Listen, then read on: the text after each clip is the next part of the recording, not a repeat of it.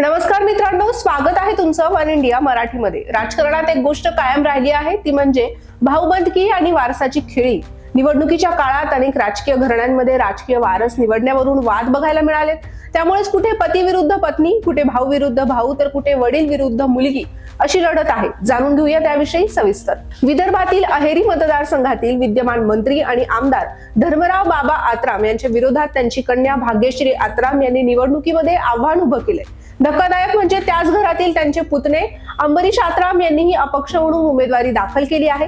धर्मराव बाबा यांना राजकीय अस्तित्व टिकवण्यासाठी आता स्वतःची मुलगी आणि पुतण्याशी संघर्ष करण्याची वेळ आली आहे। या तिरंगी लढतीमध्ये कोण जिंकणार याकडे सर्वांचंच लक्ष लागले।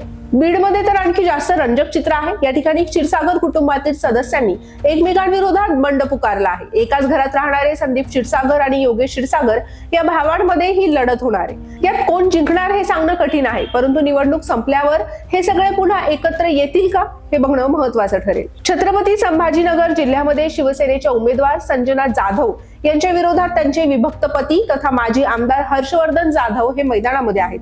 प्रचार सुद्धा शिगेला पोहोचला आहे। राज्यातील सर्वात हाय व्होल्टेज लढत कुठे असेल तर ती बारामतीमध्ये। या ठिकाणी महायुतीकडून उपमुख्यमंत्री अजित पवार मैदानामध्ये आहे। त्यांच्या विरोधामध्ये महाविकास आघाडीकडून पुतण्या युगेंद्र पवार हे उमेदवार आहे। या लढतीमध्ये कोण बाजी मारणार याकडे संबंध महाराष्ट्राचं लक्ष लागलंय। राज्यात अशा लढती अनेक मतदारसंघांमध्ये सुरू आहेत।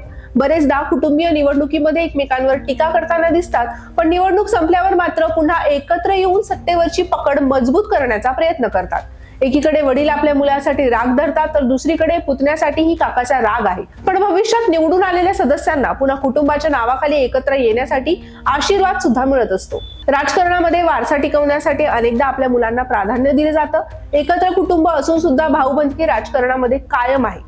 भाऊबंदकीच्या राजकारणामध्ये कुणावर विश्वास ठेवायचा, कोणाचा हात पकडायचा हे ठरवताना मोठ्या खेळी केल्या जातात, हेच यातून दिसून येतंय। अशा प्रकारे राजकारणातील भाऊबंदकी आणि वारसाचा खेळ हा काही नवीन नाहीये। कुटुंबातील सदस्य एकमेकांविरोधात लढत असले तरी निवडणुकीनंतर परत एकत्र येऊन पुढील राजकीय डावपेच ते आखत असतात। मित्रांनो, तुम्हाला यावर काय वाटतं? ही कुटुंबातील भाऊबंदकी योग्य आहे का?